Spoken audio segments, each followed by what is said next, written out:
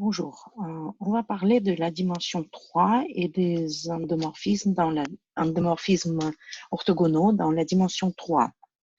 Donc, les endomorphismes orthogonaux, autrement dit, les isométries. Et on va étudier quelles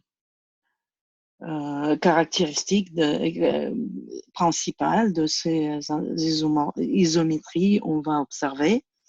Pour cela, on va commencer par un rappel. Qu'est-ce que c'est les sous-espaces invariants? Donc, sous-espace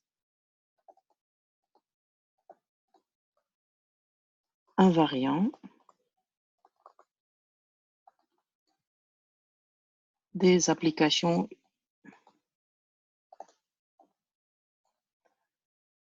linéaires en général.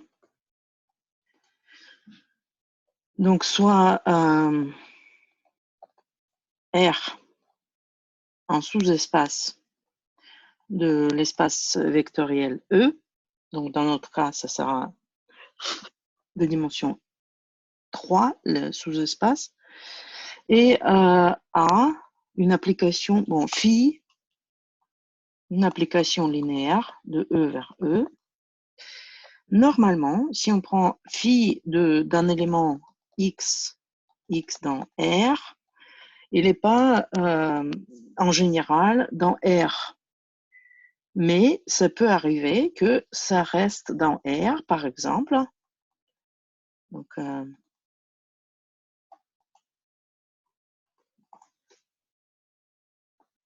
exemple. Si on regarde dans dimension 3, une rotation de l'angle pi sur 6 autour de l'axe Z, tous les vecteurs dans le plan XY vont tourner de l'angle pi sur 6, mais ils ne vont pas sortir de ce plan. Donc, c'est le plan XY. Ici, je prends un vecteur et je le tourne en vecteur. Ici, je le tourne de l'angle pi sur 6. Il est toujours dans le plan XY. Donc, si je prends comme sous-espace ce plan XY, il va pas, et il est conservé par la rotation autour de l'axe OZ. Qu'est-ce qui est conservé encore? Bah, c'est l'axe OZ parce que bon, ça ne change pas. Quand je tourne autour OZ, n'importe quel vecteur sur l'axe OZ ne change pas. Bon, on va donner la définition. Soit A, phi, une application linéaire,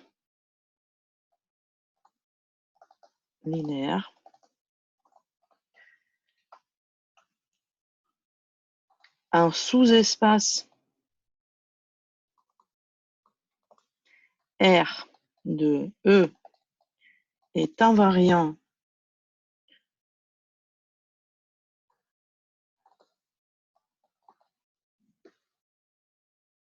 par rapport à phi si pour tout vecteur x dans R, le vecteur phi de x est aussi dans R. Donc, du coup, on peut restreindre notre application phi sur R et ça va être bien défini. Bon, on a des exemples, l'application triviale, bon, les sous-espaces invariants, donc exemple, donc trivial, sous-espace invariant de toute application linéaire, c'est l'origine, juste un seul point, donc un espace de dimension 0, et E aussi, E. Bon, un autre exemple, 1, 2.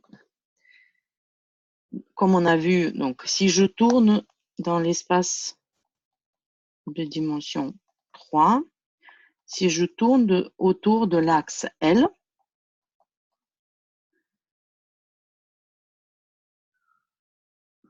les espaces invariants, sous-espaces invariants,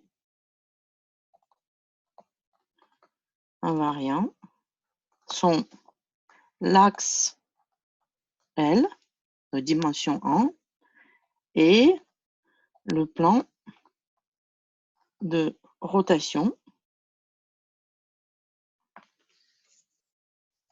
Bon, après, on a dans un plan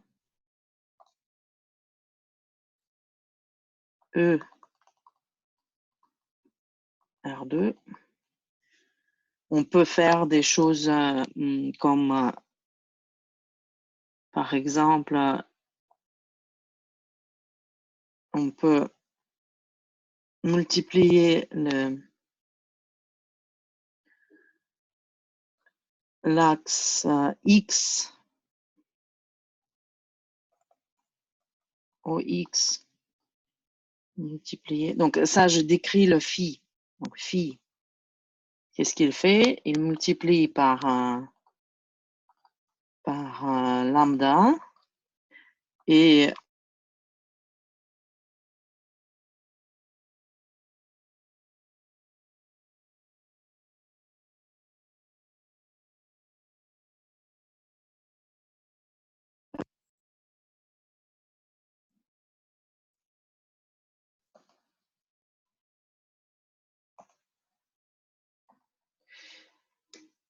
si je multiplie par mu OY, donc qui sont les sous-espaces propres invariants? Ben, ça sera donc n'importe qui phi, n'importe quel vecteur. Donc si c'est un vecteur x E1 plus y E2, ça va être égal à phi, bon, lambda x E1 plus mu y E2. Bah, du coup, le OX et OY sont des espaces, des sous-espaces invariants. Et si c'est le même, si lambda est égal à mu, qu'est-ce qui se passe? Bah, phi, c'est une multiplication par lambda de chaque élément de donc phi x, y, et ben, n'importe quel vecteur v, c'est juste lambda v. Donc, qui sont les sous-espaces invariants? Ben, ça sera des quoi? Donc, si je prends un vecteur, il est envoyé vers le même vecteur multiplié par lambda. Donc, v, lambda v. Donc, ce qui est préservé, c'est la droite qui contient ce vecteur. Donc, lambda v fois v. Alors, les sous-espaces invariants, c'est toutes les droites passant par l'origine. Toutes droites passant par 0 et invariant. Bon, pour revenir à notre problème des isométries, de quoi on parle? On parle de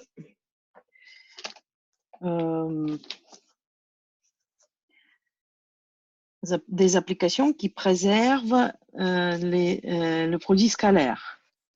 Donc, et on veut savoir quels sont les espaces invariants, les sous-espaces invariants possibles de ces applications.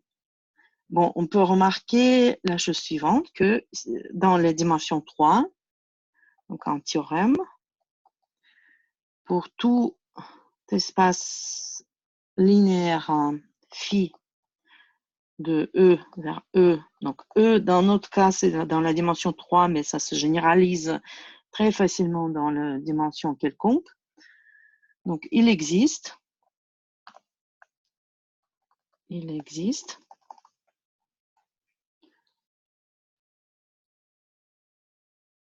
un sous-espace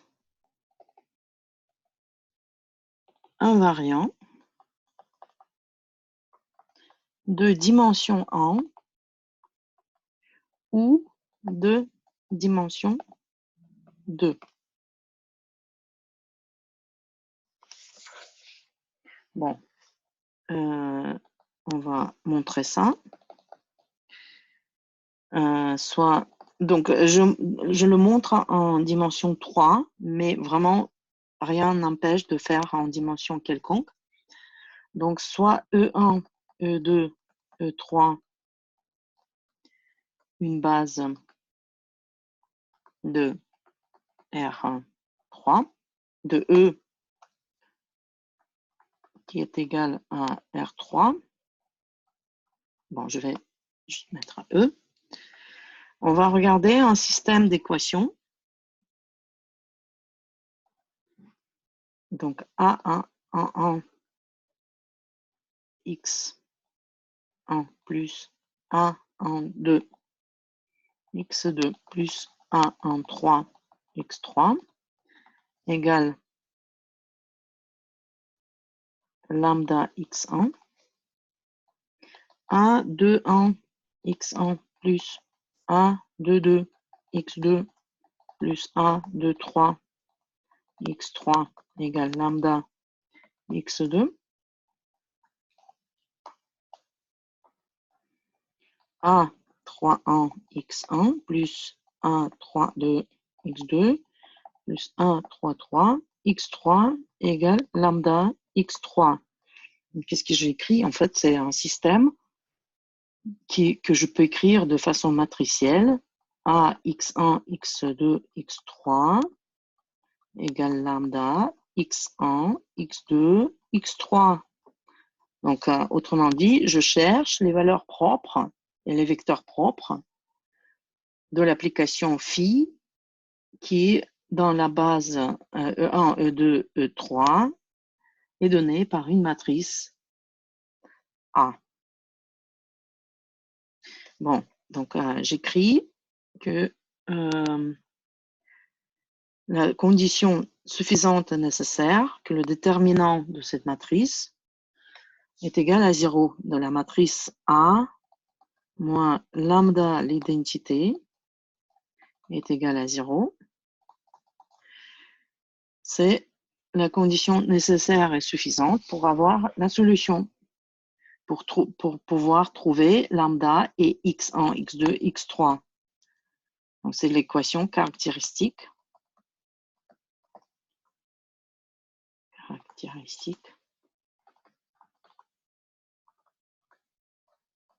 De phi dans la base E1, E2, E3.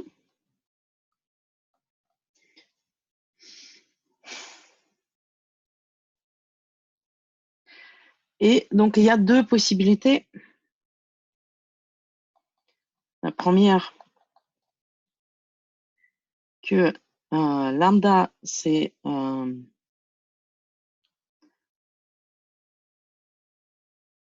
ah ouais, bon, donc qu'est-ce que c'est cette équation-là? Bah, c'est une équation de degré 3 à coefficient réel, cette équation-là.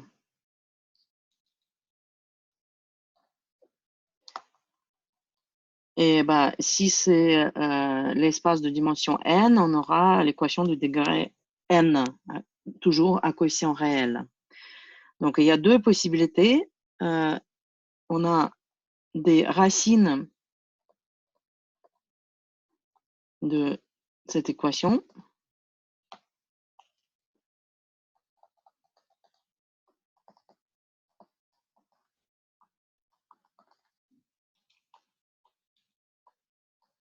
Et réel.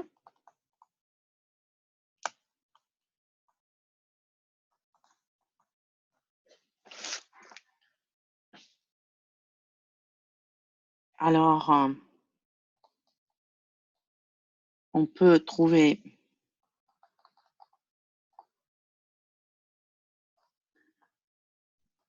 une solution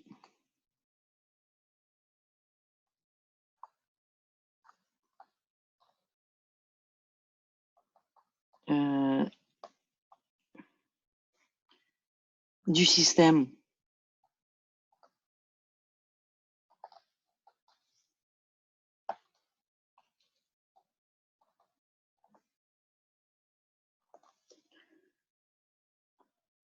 x1, x2, x3 réel. Bon, avec les coefficients, les x1, x2, x3 réels.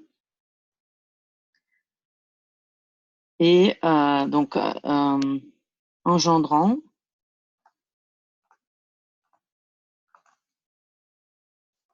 un sous-espace de dimension 1. Donc, c'est une droite qui est donnée par le vecteur directeur qu'on trouve, x1, x2, x3. Donc, il y a toute une droite de solution. Ce qui peut arriver, deuxième cas, qu'une racine lambda de l'équation étoile est complexe. Donc, alpha plus i bêta est complexe.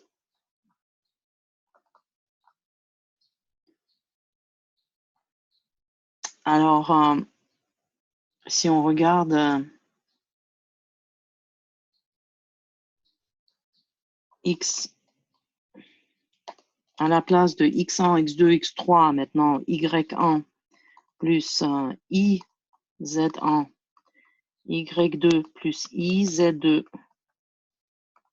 y3 plus i z3, comme solution du système.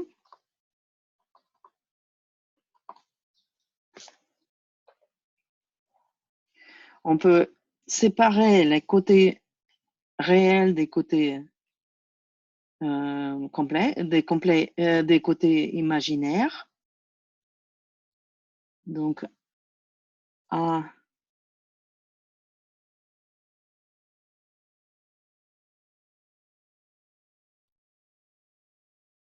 un x y1 plus a en 2 y2 plus a en 3 y3 égale de l'autre côté, donc on a alpha plus i bêta multiplié par y1 i z1. Donc on aura alpha y1 moins bêta z1 à 2 en y1. Donc ça, j'ai séparé le côté réel. 2 y2 plus 1, 2, 3, y3 égale alpha y2 moins bêta z2. Bon, la même chose pour la troisième équation. 1, 3, 2, y2 plus 1, 3, 3, y3 égale alpha, y3 moins bêta, z3. Et le côté complexe, côté imaginaire, donc la même chose pour z. Donc la partie imaginaire, z1 plus 1 en 2, z2. Bon, je peux juste reporter. Ok, la même équation, le même système. Copie. Et je la fais ici. Un peu plus petit.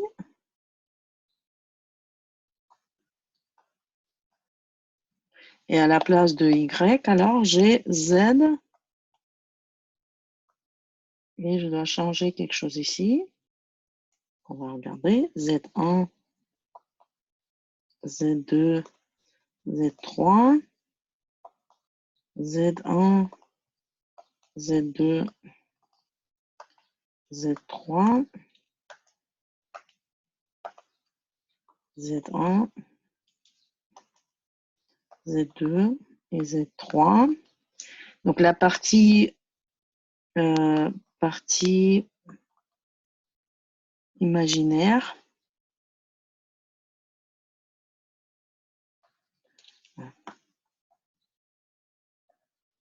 Je vais faire celui-là aussi un peu plus petit.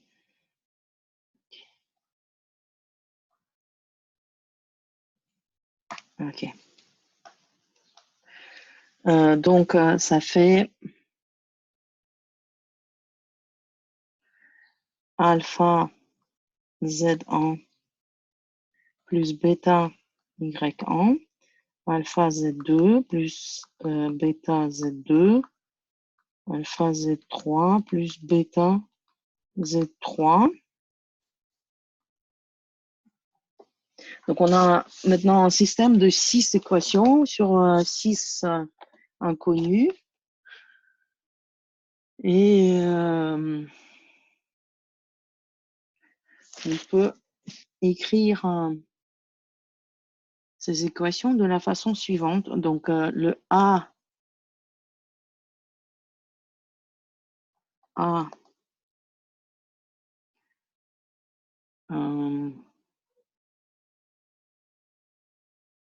X, le vecteur X, Y, Z. Bon, en vecteur, on va compter le vecteur V égale Y1, Y2, Y3 et W égale Z1, Z2, Z3. Du coup, on a AV égale alpha V moins bêta W et AW est égal à alpha W plus bêta V. Donc, on voit bien que c'est le vecteur V est envoyé vers la combinaison linéaire de V et W, et pareil pour le W. Donc, ça veut dire que l'espace en sous-espace engendré par V et W est invariant par rapport à A, bon, l'action de phi.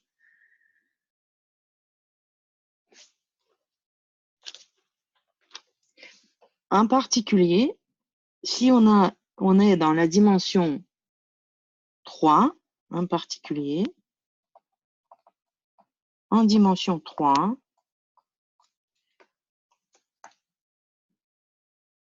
il y a forcément un sous-espace pour toute pour tout.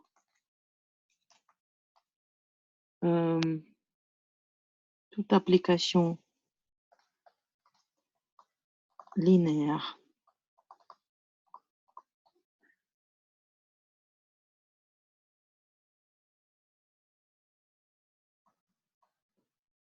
application linéaire possède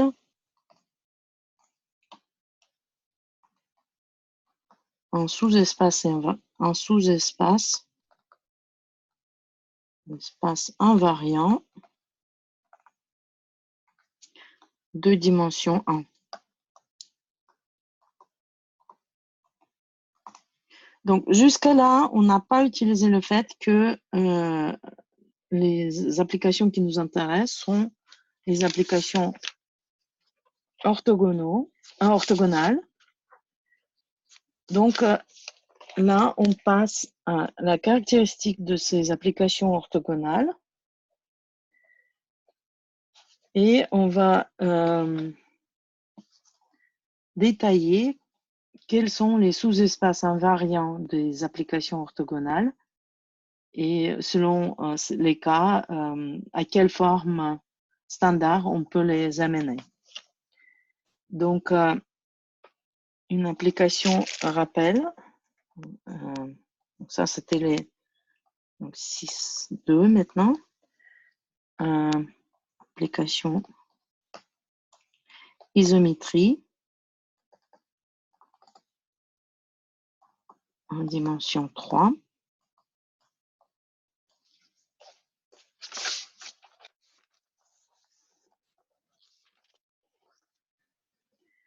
Donc, on peut se rappeler que l'application est une application orthogonale ou endomorphisme orthogonal ou automorphisme orthogonal ou isométrie orthogonale. Donc, tout ça, c'est les mêmes choses. Endomorphisme orthogonal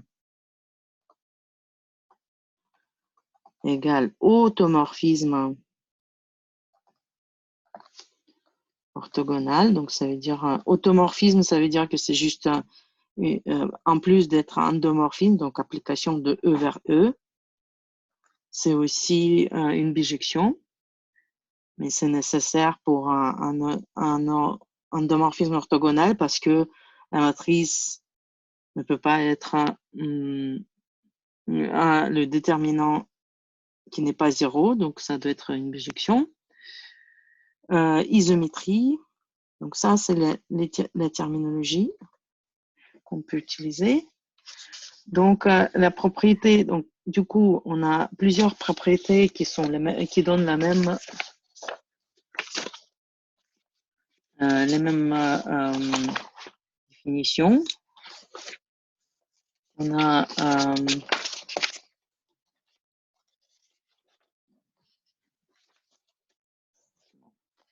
on continue.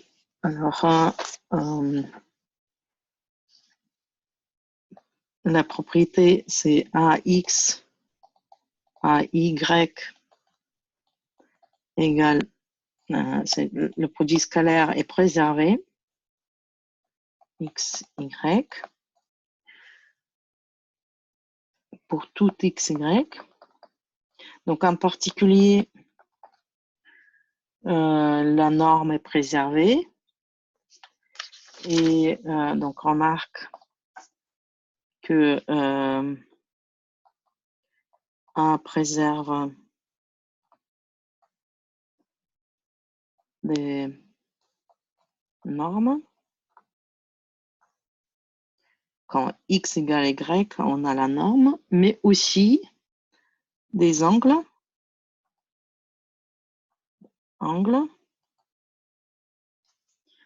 Car l'angle entre deux vecteurs, donc si on a cosinus θ,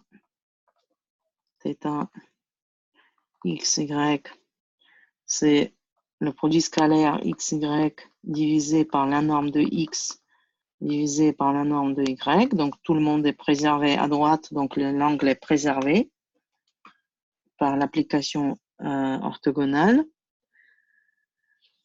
C'est une première chose. Deuxième chose, si on a E1, E2, E3, EI sont orthogonales à EJ, I n'est pas égal à J, et alors base orthogonale, et on demande qu'elles soient normales, donc c'est-à-dire que EI est égal à 1 pour tout I. Alors cette base est, comme les longueurs sont préservées et comme les angles sont préservés, est envoyée vers une base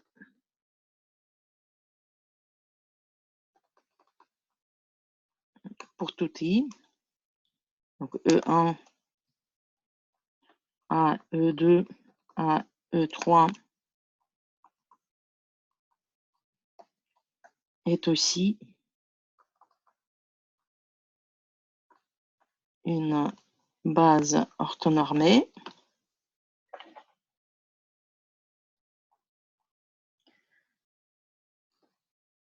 Bon, l'application A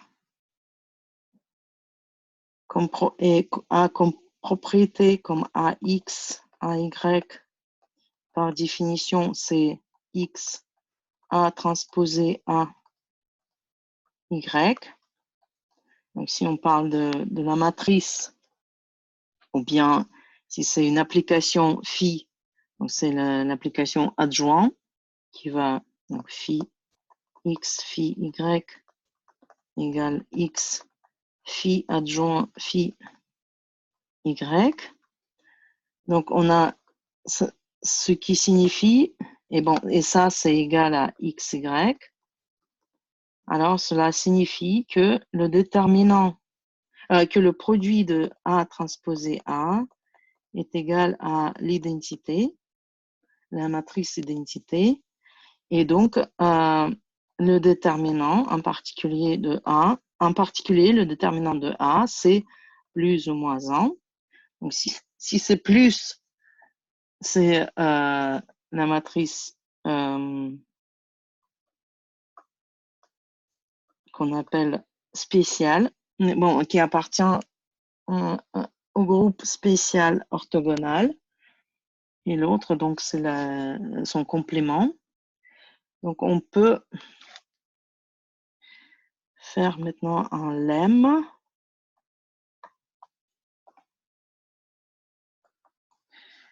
Soit R en sous-espace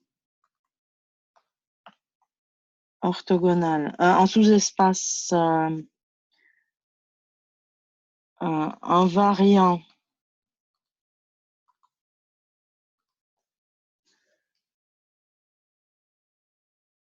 par rapport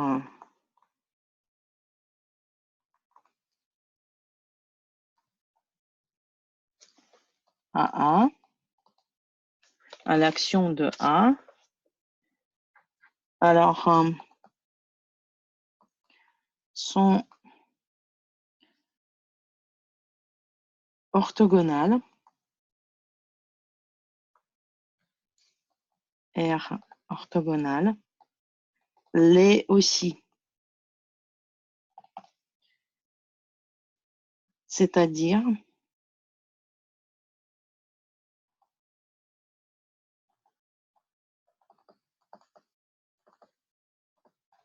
soit X dans R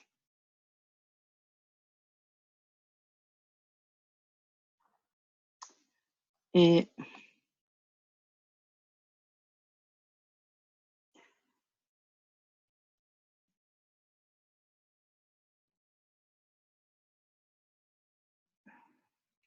pour tout X.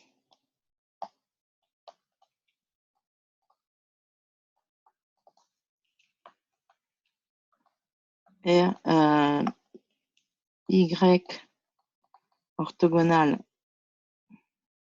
à tout X Donc, on a R, c'est les Y dans E, tels que Y, que pour tout X, on a YX égale 0. R orthogonal et donc le AY est aussi dans R orthogonal. Donc AY est avec X de R est aussi égal 0. Voilà, donc c'est un lemme qui nous dit que si X est dans le sous-espace invariant, alors le sous-espace orthogonal est aussi invariant. Donc on va faire la démonstration. Soit Y dans R orthogonal, c'est-à-dire donc que X, Y est égal 0 pour tout X dans R.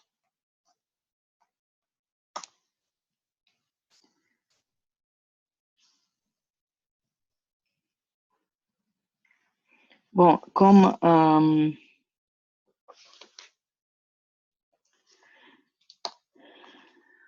A est orthogonal,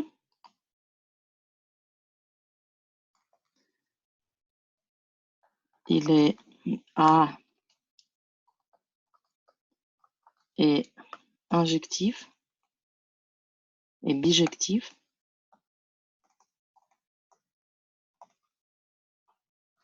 Et donc A pour tout X dans R, il existe un Z dans R tel que X est égal à AZ. Donc on veut montrer que AYX est égal à 0. Donc pour cela, on présente X comme AZ. Donc on veut montrer que R orthogonal est invariant. C'est-à-dire que si Y est dans R orthogonal, alors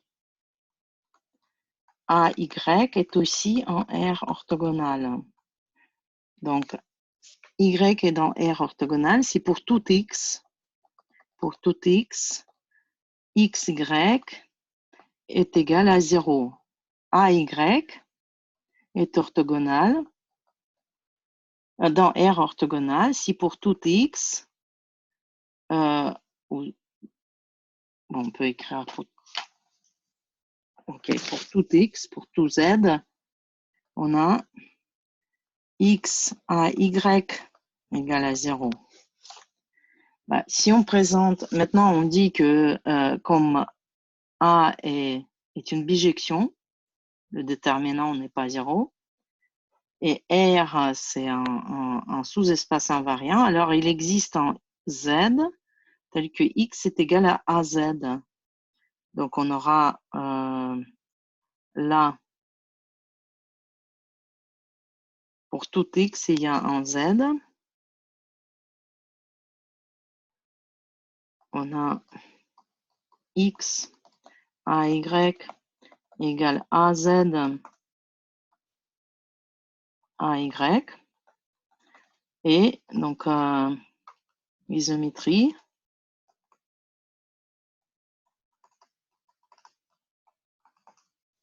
Ça préserve le produit scalaire est égal à 0. Donc, on a montré que AY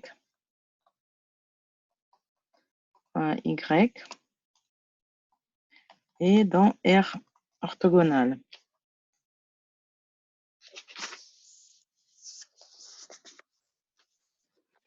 Bon, maintenant, on va regarder ce qui se passe en dimension, on va se rappeler ce qui se passe en dimension en 2 et finalement en 3.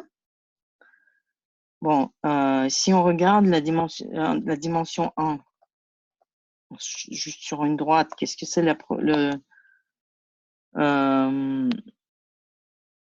l'application orthogonale?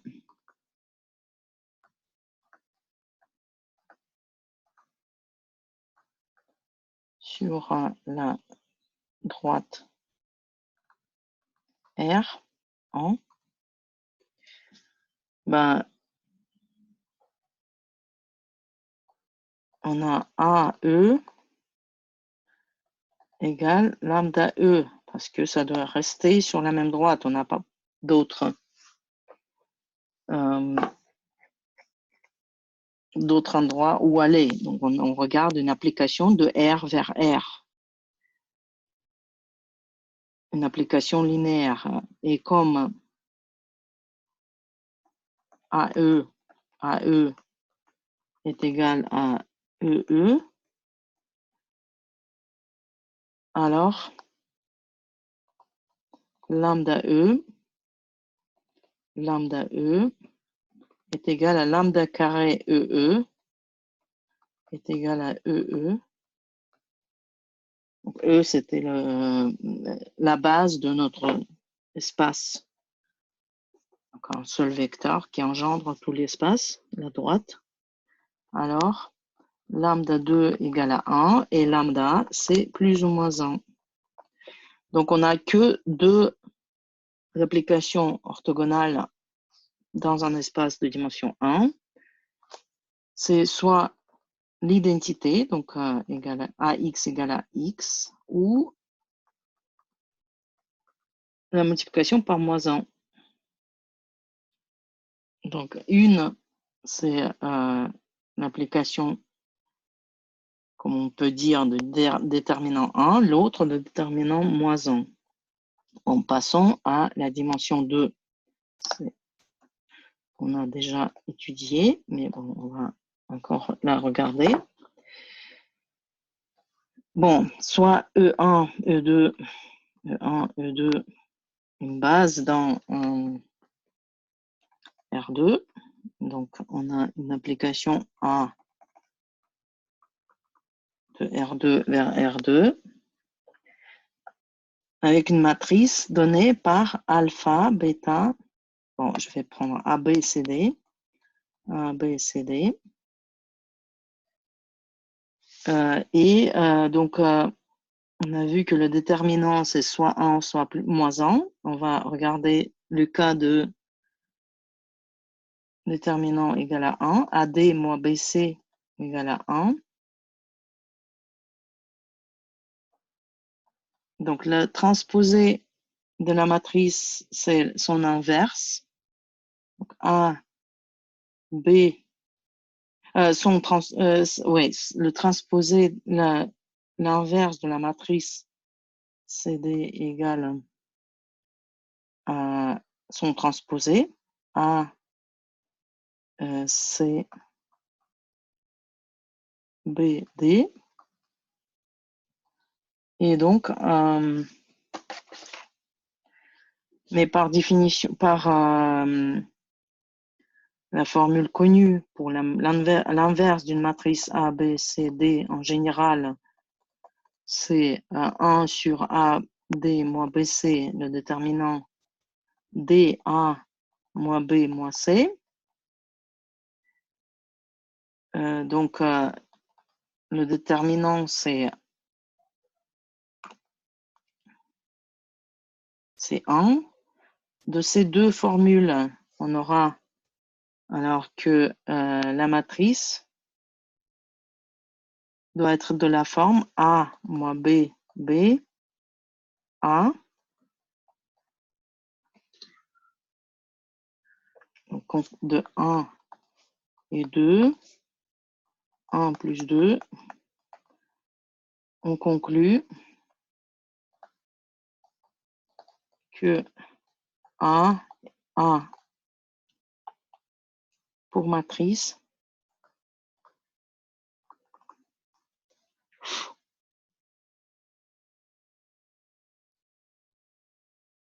avec le déterminant, donc A carré plus B carré égale à 1. Et si on pose A égale cos T, B égale sin T,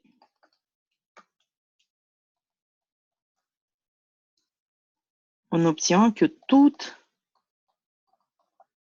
implication orthogonale de donc tout endomorphisme orthogonal de dimension déterminant en dimension 2 A pour matrice cos T sin T moins sin T cos T.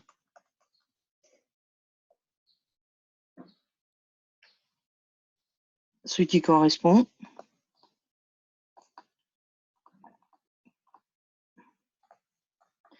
à la rotation d'angle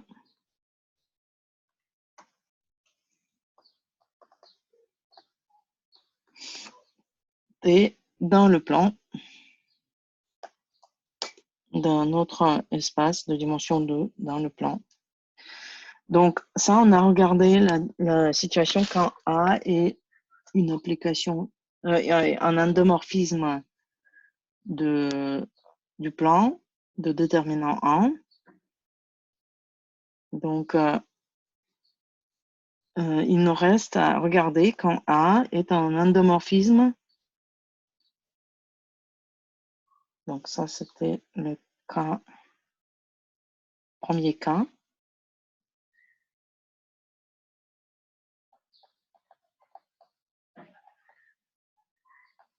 Quand le déterminant, c'est moins 1. Donc, deuxième cas, cas 2. Le A, C plus B, pardon, AD plus moins BC égale à moins 1. Donc, on regarde une matrice A, B, C, D et on voudrait savoir quelle forme ça peut prendre si on a les conditions AD moins BC égale moins 1. Donc, le polynôme caractéristique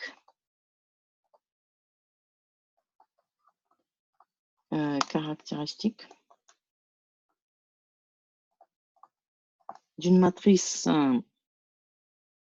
ABCD, dans le cas quand le déterminant c'est AD moins BC égale moins 1, devient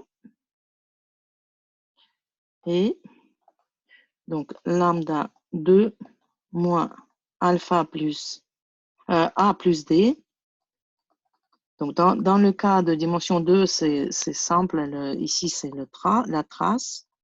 Ici, c'est le déterminant de A. Donc ici, lambda moins 1. Et donc, par conséquent, les racines sont réelles.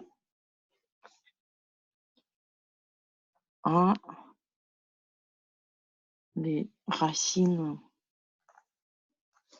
réelles et donc possèdent des vecteurs propres. Possèdent des vecteurs propres.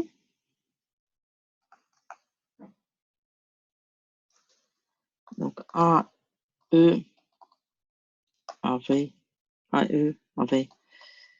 lambda V, mais par l'orthogonalité de comme A est orthogonal,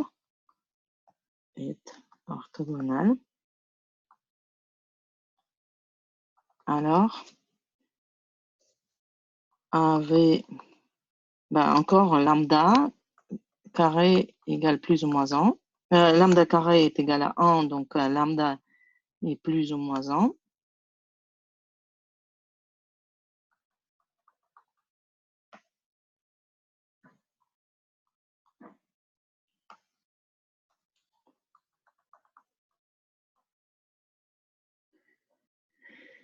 Et donc, dans la base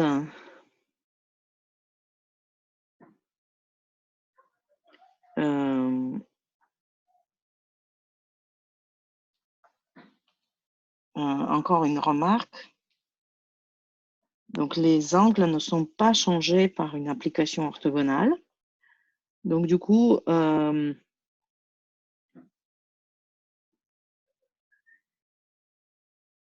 vecteur, si on prend un vecteur W orthogonal à V, donc soit W tel que W est orthogonal à V, l'action de A sur V et sur W est de type A agit sur VW en les envoyant en vecteurs orthogonaux encore. Donc, ça sera si donc AV égale plus ou moins 1, alors AW aussi, donc plus ou moins 1. Et donc la matrice dans la base VW est plus ou moins 1, 0, 0. Donc ça peut être 1 moins 1. Ou donc il ne faut que le déterminant comme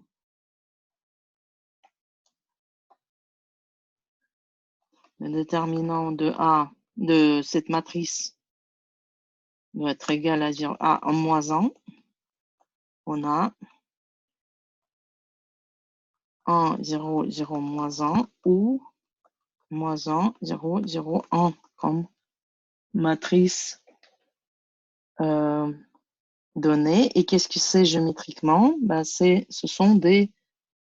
Donc, on va regarder. Donc, si ça, c'est V, le W, on prend W, donc le vecteur orthogonal.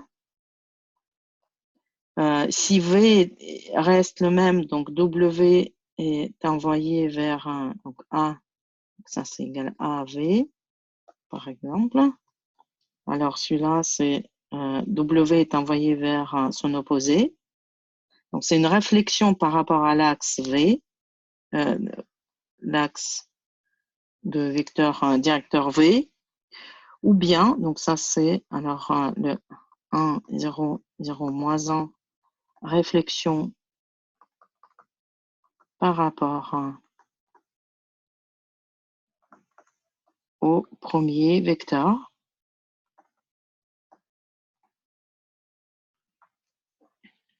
Et dans pour le deuxième, la deuxième matrice, donc c'est la réflexion par rapport au deuxième vecteur. Donc maintenant, on va généraliser ça en cas de dimension 3.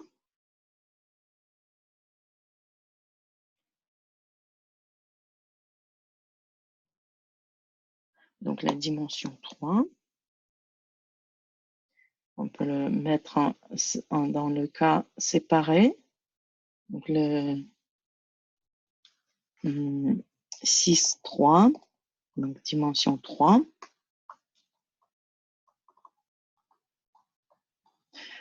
En fait, il s'agit du groupe orthogonal de dimension 3. On a le groupe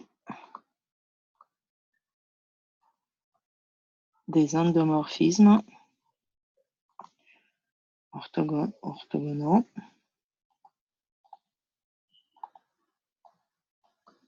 dimension 3. Théorème qui est généralisé en cas de dimension supérieure. Donc, l'application soit à une application orthogonale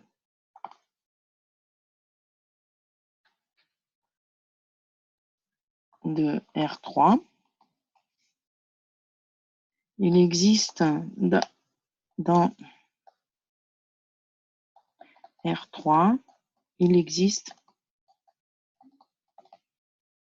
une base orthonormée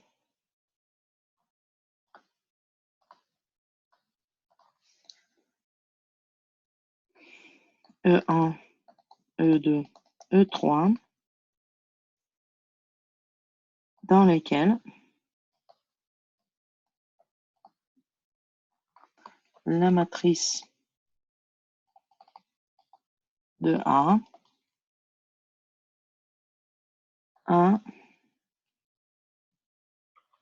est plus ou moins 1, 0, 0, 0, 0, cos θ, moins sin θ, cos θ. Donc, c'est plus 1 si c'est une application de déterminant 1 et moins 1 de déterminant moins 1. Donc, la preuve,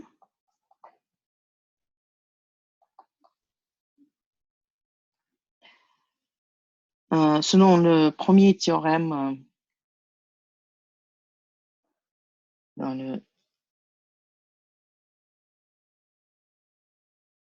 pour les espaces, donc on peut dire théorème 1,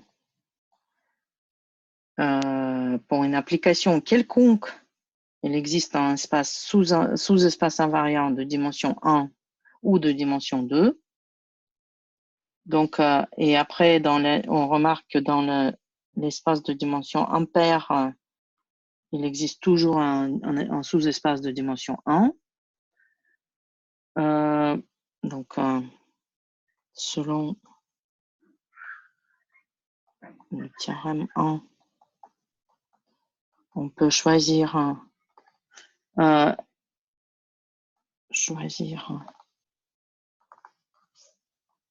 sous-espace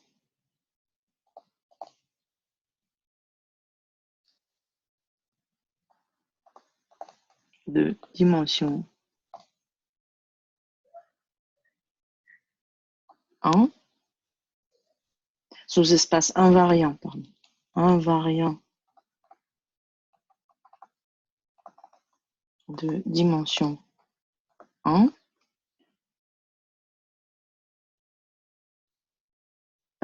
soit E1, le vecteur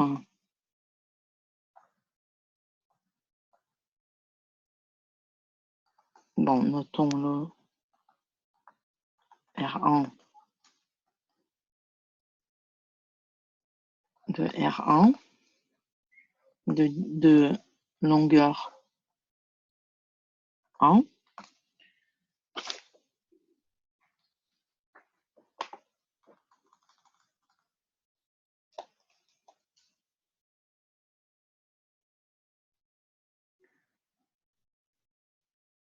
L'application A dans ce sous-espace X dans R1 C'est juste la multiplication par plus ou moins 1, plus x.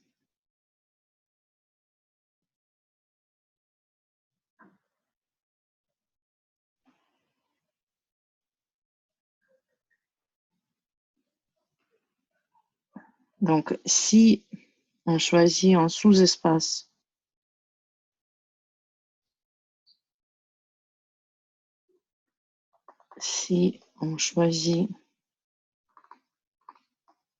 un sous-espace invariant de dimension 2,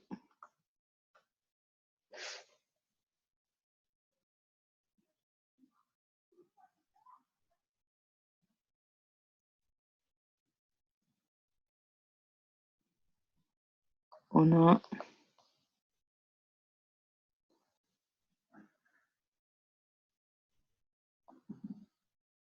l'action de A sur, donc on le note R2, espace invariant R2 de dimension 2, l'action de A sur R2,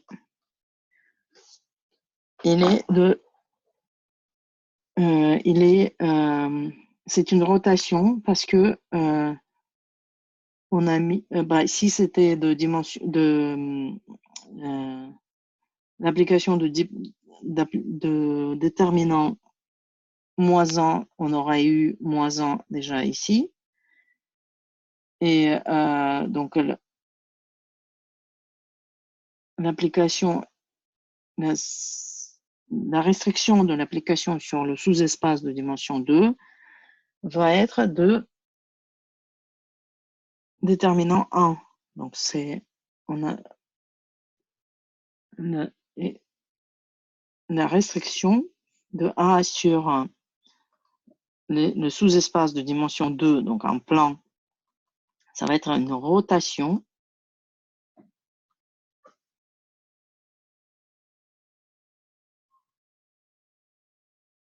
de matrice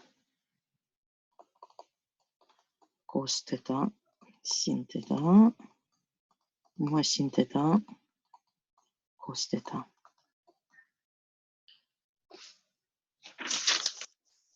Bon, en général, juste une remarque, en général, en dimension n quelconque,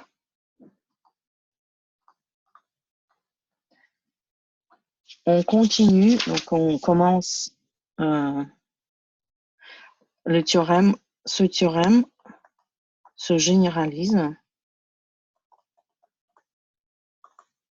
et donc on a une matrice, on dit que il y a une base, il existe une base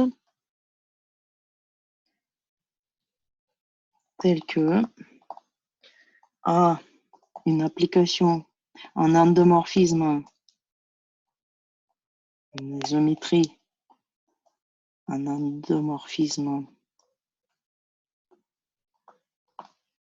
orthogonal de Rn vers Rn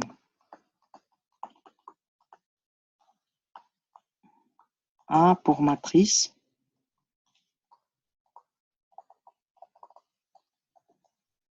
un,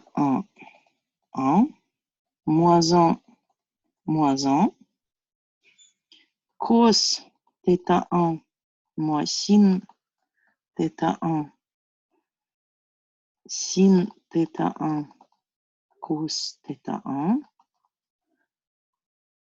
etc. Cos θk moins sin θk, sin θk, cos θk. Et donc le reste, c'est 0. Le reste des entrées de matrice de la matrice sont 0.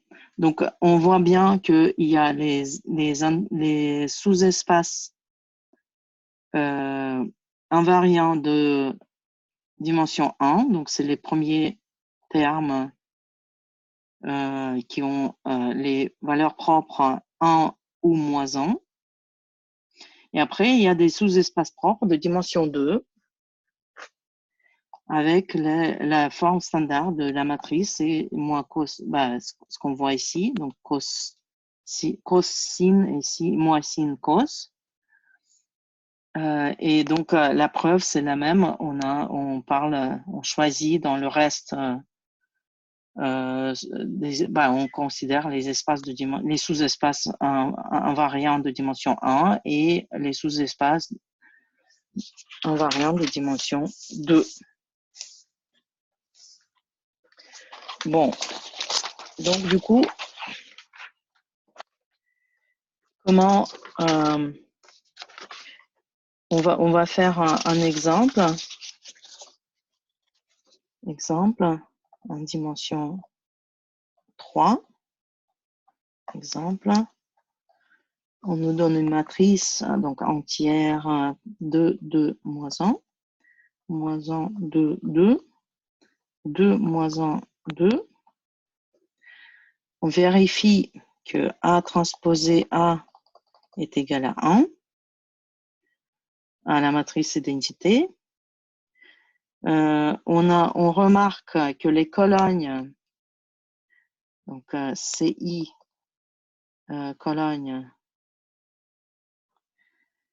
donc la longueur, la norme des colonnes, donc CI au carré est égal à 1 et CI, CJ égale 0. Donc pour I n'est pas égal à J. Bon, qu'est-ce que on a ici? Alors, on a 2 tiers de C1 égale 2 tiers, 2 tiers, moins 1 tiers. C2 égale moins 1 tiers, 2 tiers, 2 tiers. Et C3, c'est 2 tiers, moins 1 tiers, 2 tiers. Donc, si on calcule, par exemple, la norme de C1, donc c'est la racine carrée de 2 tiers au carré plus 2 tiers au carré plus moins 1 tiers au carré, ce qui donne donc 9 sur 9, donc c'est 1. Donc C1, C2, ça fait 2 tiers, 2 tiers, moins 1 tiers, multiplié par moins 1 tiers, 2 tiers, 2 tiers. Ça fait moins 2 tiers, plus 4 tiers, moins 2 tiers, donc ça fait 0, etc. On a C1, C3 égale 0 et C1, C2, C3 égale 0.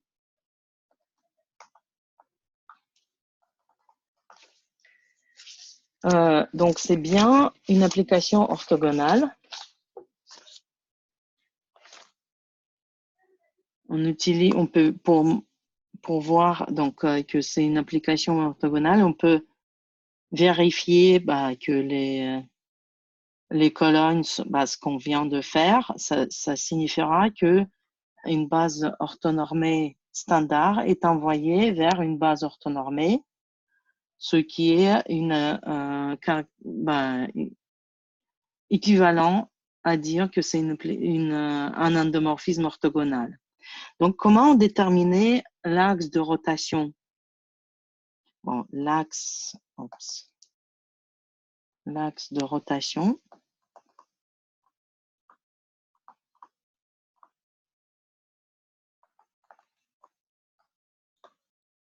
Donc, on veut amener cette matrice dans la forme, on veut trouver une base dans laquelle, une base orthonormée dans laquelle cette matrice sera de genre 1, comme tout à l'heure dans le théorème.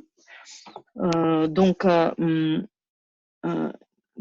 l'espace propre de dimension 1 va nous donner l'axe de rotation. On a la valeur propre. On a le déterminant qui est égal à 1, ça on peut calculer. Et donc, ou bien essayer de trouver une donc valeur propre. Si on veut se lancer directement sans calculer le déterminant, on peut supposer que c'est 1, ça peut être soit 1, soit moins 1, il y a forcément soit l'un, soit l'autre. Donc du coup, valeur propre lambda égale 1.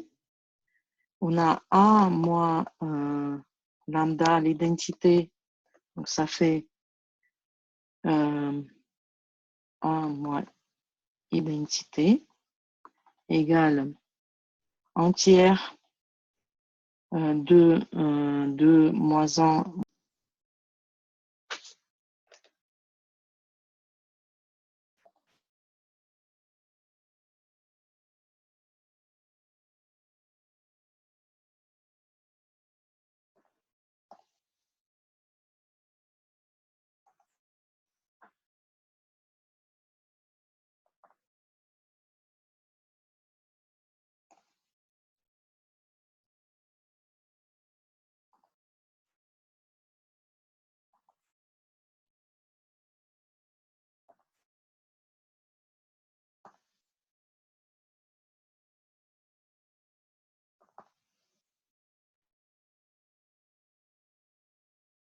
Donc on calcule, donc c'est un tiers, moins 3, pardon, donc on n'oublie pas ce tiers, donc pour soustraire 1, il faut alors soustraire 3 tiers, moins 1, 2 moins 3, 2 moins 1, 2, 2 moins 3, on aura un tiers,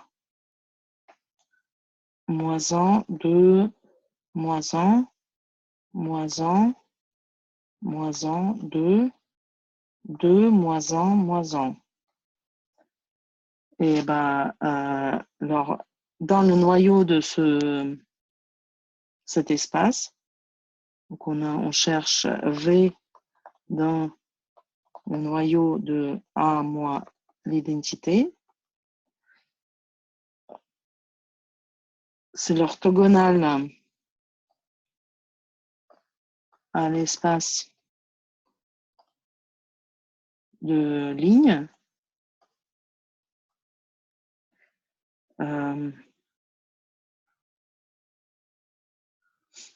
Donc on aura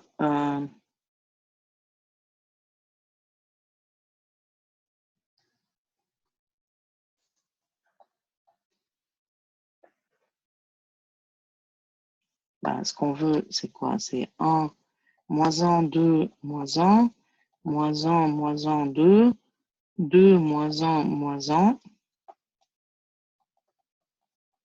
et x, y, z égale 0, 0, 0.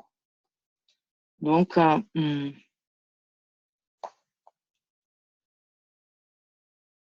a x moins y plus 2z égale 0.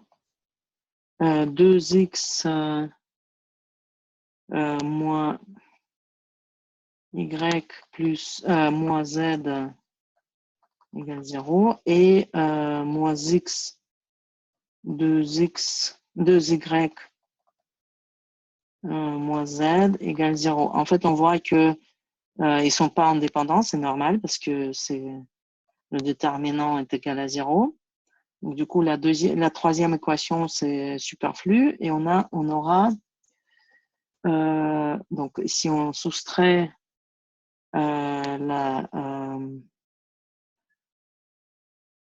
on obtient donc que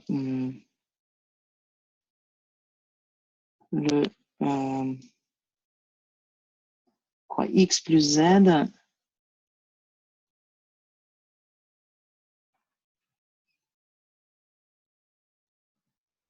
donc y plus z égale 0 et x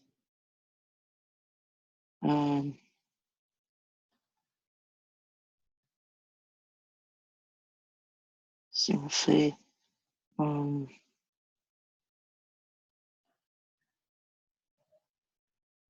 x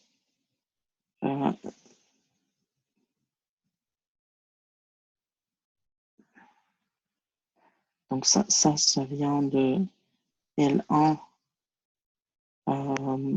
moins L1.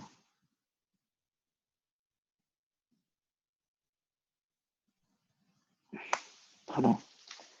Donc si je fais L1 plus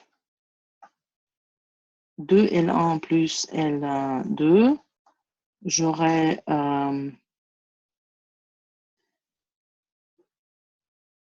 Y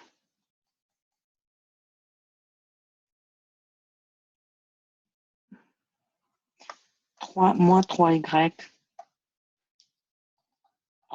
plus 3Z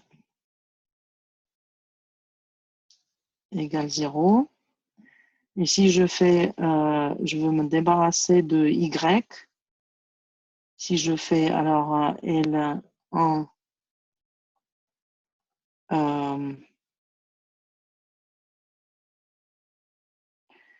L1 moins L2, j'aurai moins 3x plus 3z égale 0. Donc, du coup, x égale y égale z.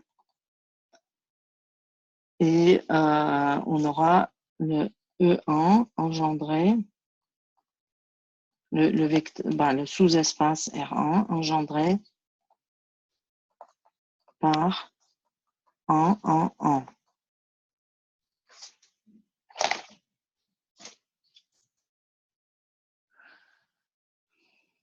Bon, l'angle, comment trouver l'angle non orienté, donc juste le cosinus. On peut calculer la trace. Donc la trace de A, c'est 2 cosinus θ plus 1. Parce que bon, on veut la forme en cos θ, cos θ. Donc 0, 0, 0, moins sin θ, sin θ. Donc du coup, on retrouve que cos θ est égal à bon, la trace de A,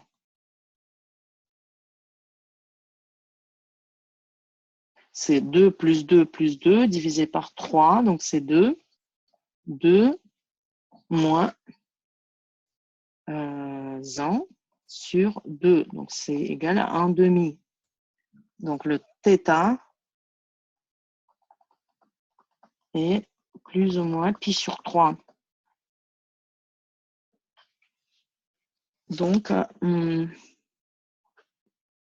pour trouver l'angle orienté, pour trouver si c'est plus pi sur 3. Donc, qu'est-ce qui va changer? C'est le signe de sinus. Donc, ou moins pi sur 3. Comment on va faire? On choisit. Alors, W égale 1. Donc, c'est l'axe. Et un vecteur quelconque, U, dans R1 orthogonal à W. Donc, le plan R1 orthogonal est donné par l'équation bah, W avec n'importe quel vecteur du plan, donc x, y, z égale 0. Donc, c'est 1, 1, 1, x, y, z. Donc, c'est x plus y plus z égale 0. Donc, c'est l'équation du plan. Et dans ce plan, donc, je peux choisir n'importe quel vecteur. Par exemple, donc, soit on choisit,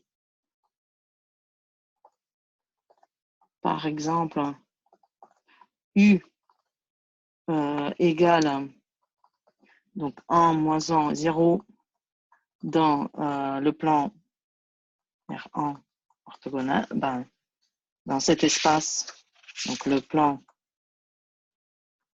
x plus y plus z égale 0, et on regarde où ça va sous l'action de la matrice. Donc AU égale, donc qu'est-ce que ça donne? 1 tiers, 2 moins 1, 2, 2, 2 moins 1, moins 1, 2, 2, 1 moins 1, 0 égale 1, 0, moins 1. Et on regarde quel est l'angle entre ces deux vecteurs. Donc, ça, c'est le calcul. Et l'angle, donc j'ai pris un vecteur U et je l'ai tourné. Donc, il est envoyé vers le vecteur 1, 0, moins 1. Et on regarde.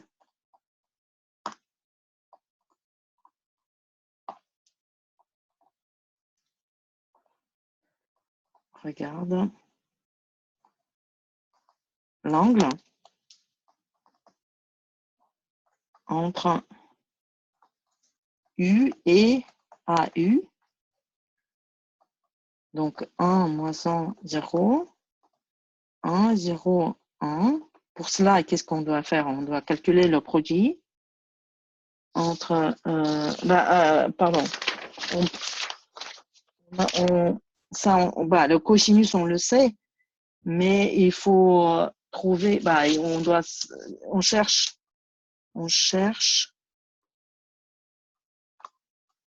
sinus de cet angle θ. Heureusement, on a une façon de le faire. On peut voir quel est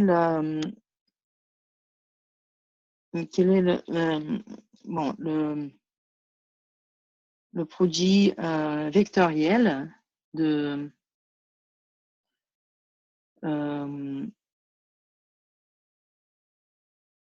ces vecteurs. Donc, on a la normale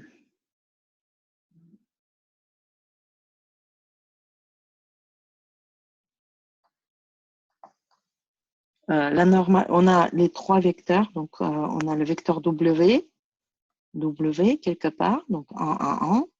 On a les deux vecteurs qui sont orthogonaux.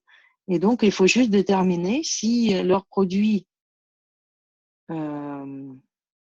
mixte, en fait, donc U à U, ça va être de déterminant 1 ou de déterminant positif ou négatif. Donc, le sinus, ça va donner le sinus. Bon, j'utilise ici, donc en aparté, je vais juste donner la formule et après, je vais expliquer d'où ça sort dans un paragraphe séparé. Donc, 1, moins 1, 0, 1, 0, moins 1 et 1, 1, 1. Donc, ça, c'est le W. Et je dois diviser par la longueur de chaque vecteur. 1, moins 1, 0. 1, 0, moins 1.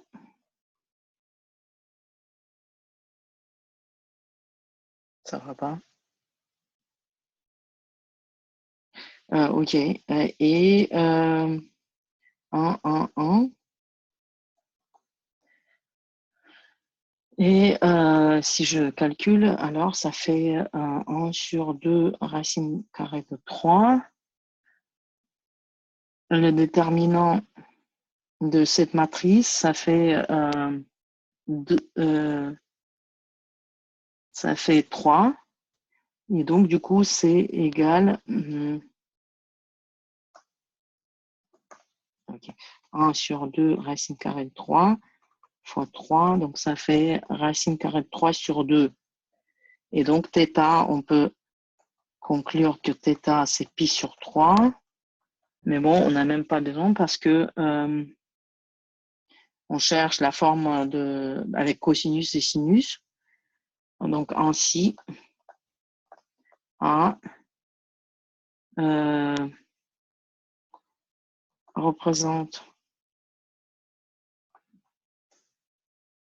la rotation de l'axe, de l'angle pi sur 3 autour de l'axe dirigé par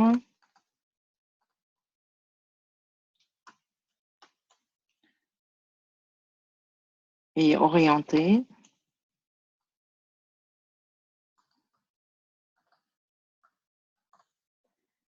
par le vecteur W, donc 1, 1, 1. Donc maintenant, je voudrais finir par, donc c'est quoi, 6, 4, par les angles orientés. Donc, comment on peut savoir si c'est plus ou moins sinus? Donc, angle orienté.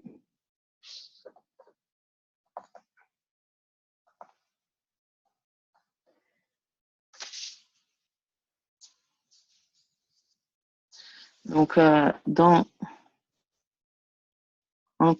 étant donné un couple d'éléments, donc soit V, W dans un plan, dans R2, donc V, W, W, on appelle angle orienté entre V et W, donc dans un plan. On a toujours un plan engendré par deux vecteurs. Donc, l'angle dans le sens trigonométrique. Donc, c'est important qui est premier, qui est deuxième. Donc, de V vers W. Donc, si c'était VW, par exemple, ici, c'est toujours l'angle orienté du premier vers deuxième contre l'aiguille de montre. Et donc, on a le sinus θ entre θ, VW, on le note comme le chapeau entre V et W, c'est le déterminant dans une base canonique. Donc, déterminant de VW, EI, dans une base canonique.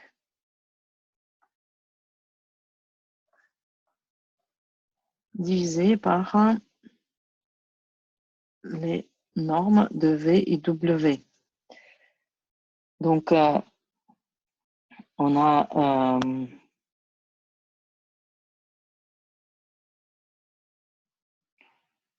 dans un plan, donc si ça c'est V et ça c'est W, et ça c'est alpha et ça c'est bêta. Donc, ce qui nous intéresse, c'est bêta moins alpha. Donc, soit, alors V, c'est V cos alpha, sin alpha.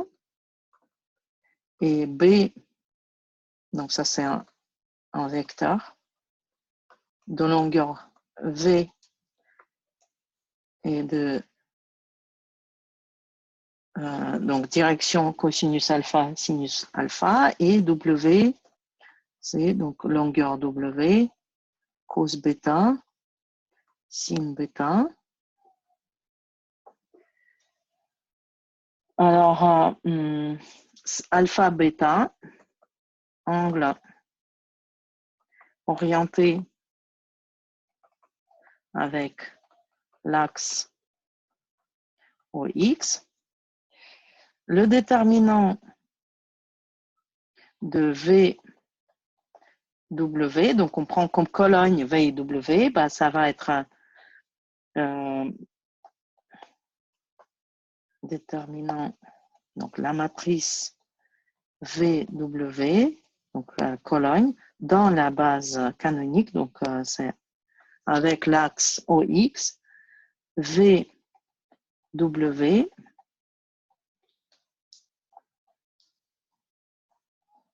cos alpha, sin cos bêta,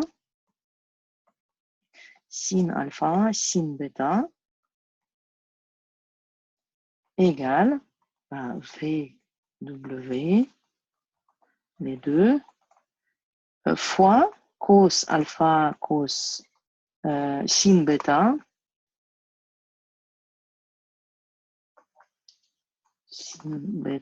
moins sin alpha, cos bêta. OK. En fait, on utilise une formule de trigonométrie. On a V, W, sin bêta moins alpha. Et donc, c'est exactement l'angle qu'on cherche. C'est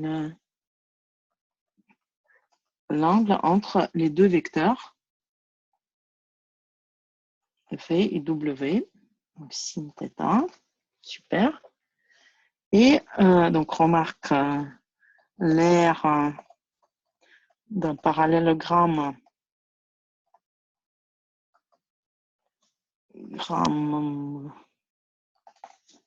A avec les côtés V et W, ça va être V, W, l'angle, bon, sinus θ, donc valeur absolue, valeur module, quoi. Donc, une autre remarque que sinus θ est supérieur à 0, alors le déterminant de V des colonnes V, W est supérieur à 0. Donc, ça arrive si et seulement si la base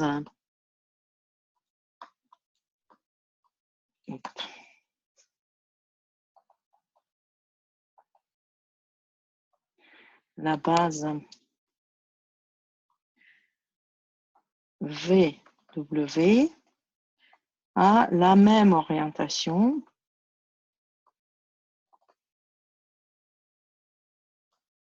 que la base canonique.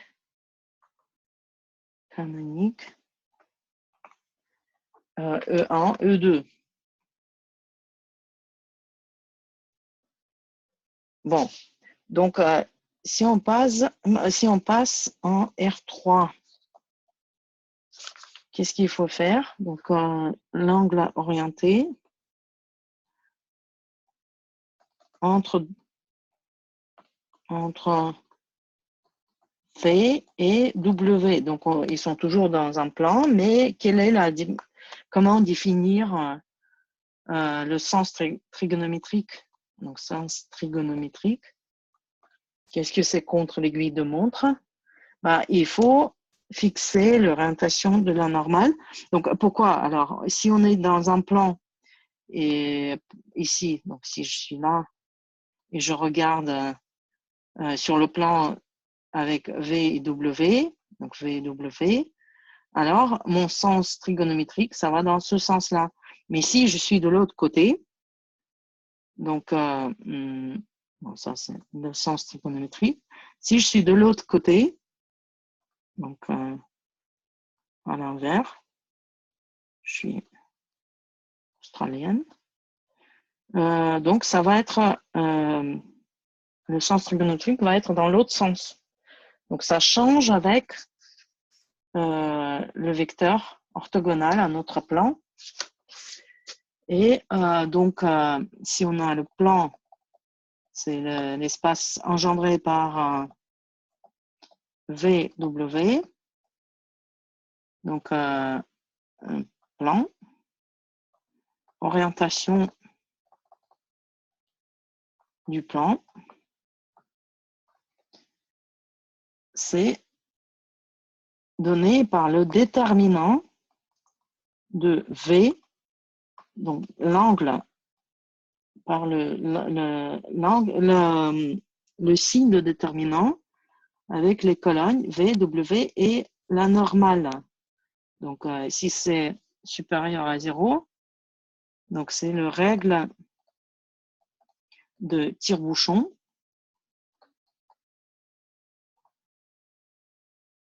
Règle d'Ampère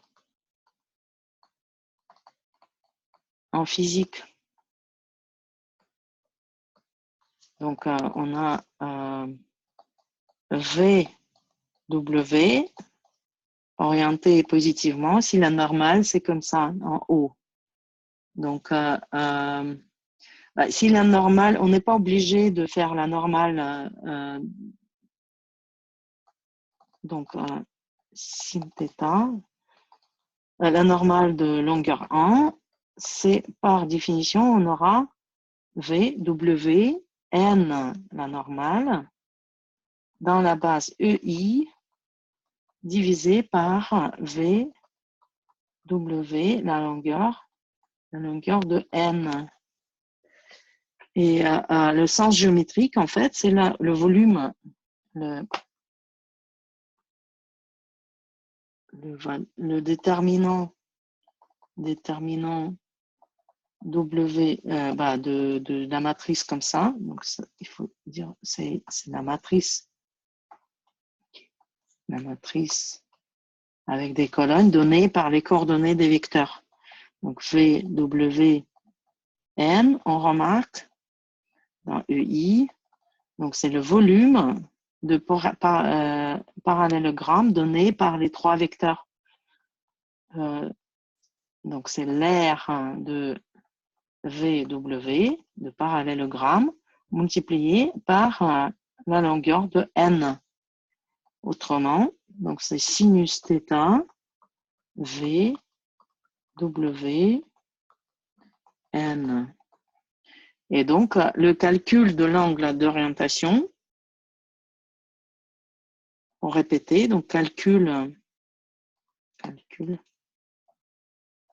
d'angle de rotation. On choisit un vecteur N de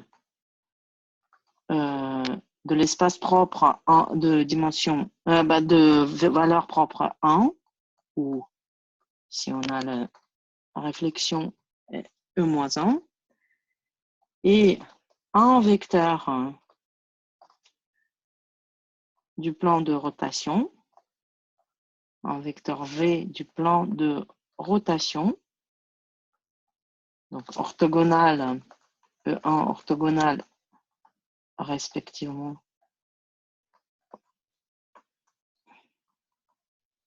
à E1 ou à E-1, donc E1, espace propre.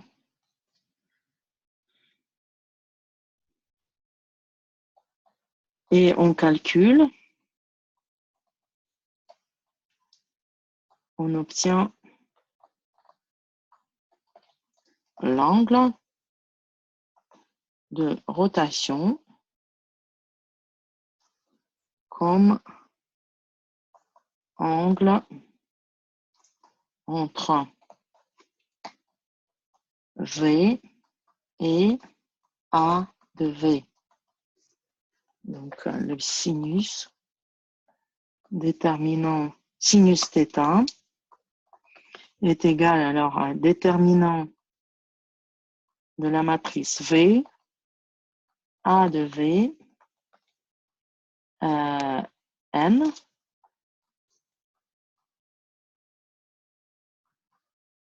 divisé par V. En fait, on peut dire que c'est au carré parce que la longueur de V est préservée par A, fois N, la longueur de N. Donc, V égale AV, orthogonale. Et donc, c'est la formule pour déterminer le sinus θ et par conséquent l'angle. Donc, comme on connaît le cosinus aussi, on peut trouver la valeur exacte de l'angle de rotation. Bon, on va finir là. Le